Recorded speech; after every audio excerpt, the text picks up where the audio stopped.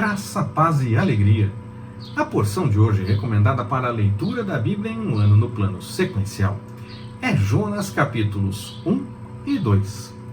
A história de Jonas como um todo, ela é uma das mais conhecidas entre os profetas que nós temos com livros na Bíblia. A resposta de Isaías diante do seu chamado é muito lembrada. A vocação de Jeremias, antes mesmo que ele fosse formado no ventre da mãe, também é muito comentada. A história de Daniel na cova dos leões nem se fala. Mas muitas pessoas falam a respeito desse profeta que foi engolido por uma baleia e foi vomitado depois em terra firme numa praia para seguir e realizar a vontade do Senhor. A história dele é conhecida como um todo mesmo, até porque o livro é um pouco mais curto.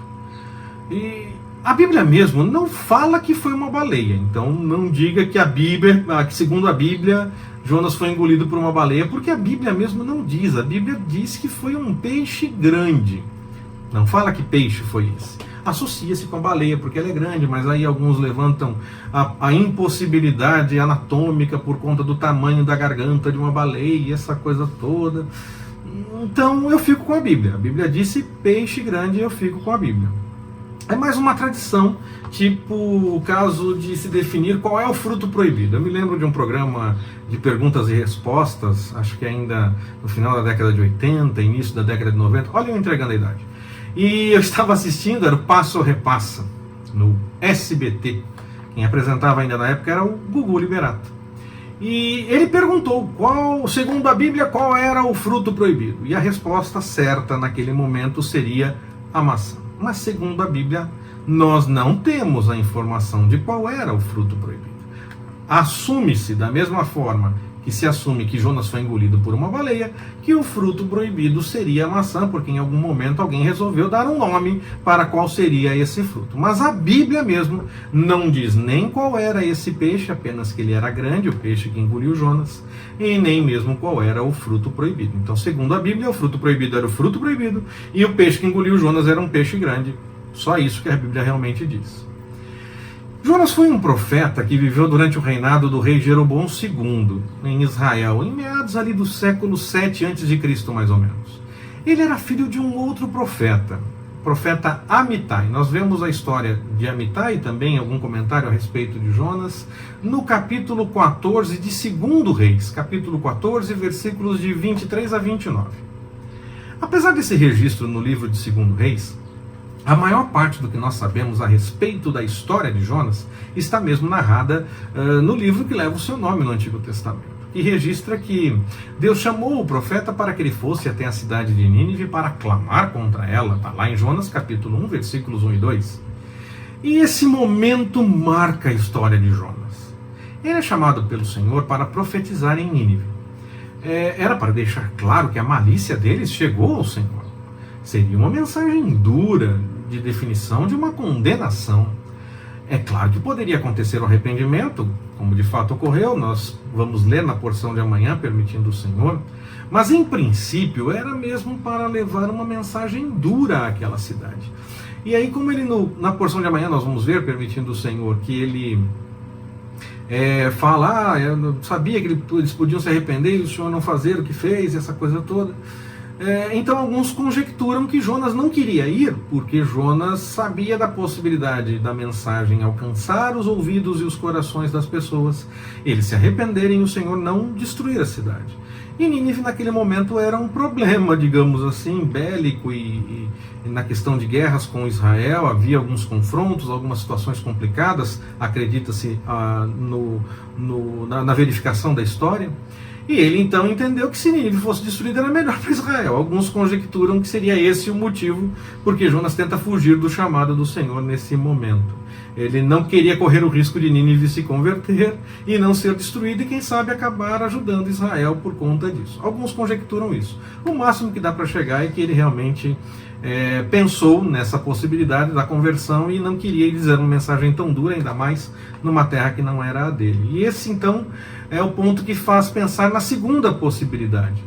Ele pensou sabia da história dos profetas que diziam palavras duras e muitas vezes eles eram confrontados, tinham problemas, eram perseguidos, mortos e tudo mais.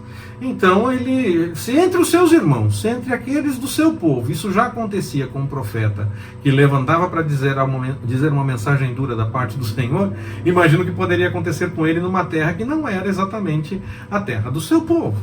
Então acredita-se que Jonas, por receio, não queria ir para Nínive e correr qualquer risco. Essas são as duas possibilidades. Ele queria mas que acabasse mesmo com Nínive para que não houvesse mais problema bélico com relação a Israel, ou ele tinha medo de ser confrontado por conta da mensagem dura que ele estava levando. A mais aceita é realmente que ele estava receoso por essa conversão e então Nínive fosse poupada num momento em que Nínive causava problemas. Era melhor do ponto de vista de Israel que Nínive deixasse de existir naquele momento, levando-se em conta essa possibilidade por conta de pecado e tudo mais. Mas o Senhor não queria dessa forma, não era esse o encaminhamento que o Senhor tinha, e por isso ele chamou Jonas. Jonas fica então preocupado, qualquer que seja a razão, e resolve fugir daquela missão. Ele queria ir para Tarsas, mas isso não deu certo, pois uma tempestade praticamente arrebentava o barco como um todo. Aqueles que estavam com ele no mesmo barco, na mesma viagem, buscavam a divindade a seu modo, da forma como eles entendiam. Cada um buscou do seu jeito, e Jonas, que era servo do Altíssimo, ele preferiu dormir. Não quero fazer isso não. Por que ele fez isso? Ele não queria buscar ao Senhor. Na verdade, o que ele estava fazendo ali? Ele estava tentando fugir da presença do Senhor. Então, ele não queria buscar ao Senhor, ele não ia fazer isso naquele momento. Como se fosse possível fugir da presença do Senhor, não é mesmo? O lançar as sortes, mais uma vez aqui, como em outras passagens eu já disse, me parece uma espécie de sorteio, pegar o palito maior, o palito menor, ou algo do tipo, alguma forma assim, e acreditava-se que então o destino mostraria quem realmente era o culpado. Como Jonas estava ali e não tem como fugir da presença do Senhor, é claro que o destino, nesse caso, foi definido pelo próprio Senhor, quando Jonas foi tido como responsável por aquela tormenta, porque o Senhor usou a situação que estava acontecendo para, mais uma vez, mostrar para Jonas que ele estava no lugar errado, fazendo a coisa errada.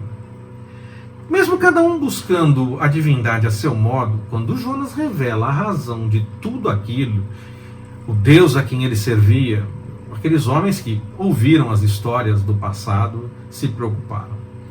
Ainda tentaram voltar para a terra firme, mas no fim acabaram jogando Jonas na água. O texto nos diz que logo se fez calmaria, e aqueles homens temeram ainda mais ao Senhor, das histórias que tanto ouviram, e agora viram uma situação acontecendo, e Jonas acabou sendo encontrado por esse peixe grande, e permaneceu ali por 3 dias e 3 noites nas entranhas desse peixe. O que aconteceu? Jonas, nas entranhas do peixe, busca o Senhor em oração. Antes ele estava tentando fugir do Senhor. No momento da tormenta ele não queria nem mesmo orar, não queria buscar ao Senhor.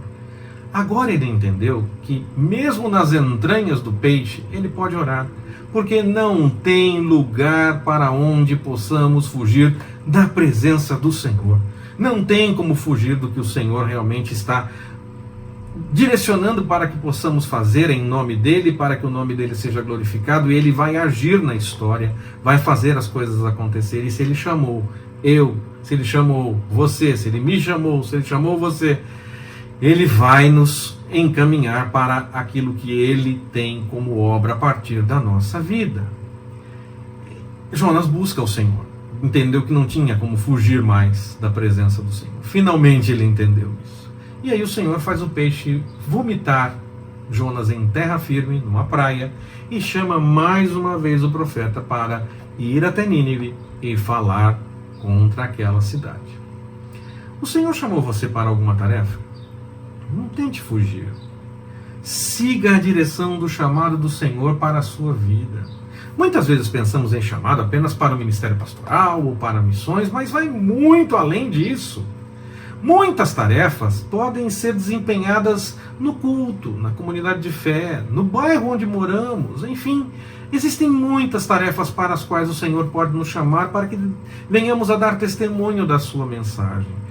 A ação social que se pratica em nome do Senhor. É para dar testemunho de que o Senhor está encaminhando para aquilo e o nome dele será glorificado diante disso. A evangelização, todas as coisas, absolutamente todas. Trocar o galão de água no culto. Pois é, a igreja tem um bebedouro que tem que trocar o galão de água. Se alguém não trocar, vai ficar sem. Há situações as mais variadas para as quais o Senhor pode nos chamar. Não limite apenas a algumas coisas. Siga na direção do chamado que o Senhor tem para a sua vida. Não espere o mar ficar revolto, nem um peixe grande aparecer para daí se render ao que o Senhor tem para fazer através da sua vida. Siga na direção do chamado que Ele tem para você. Que o Senhor nos abençoe. Forte abraço, até mais, permitindo o Senhor.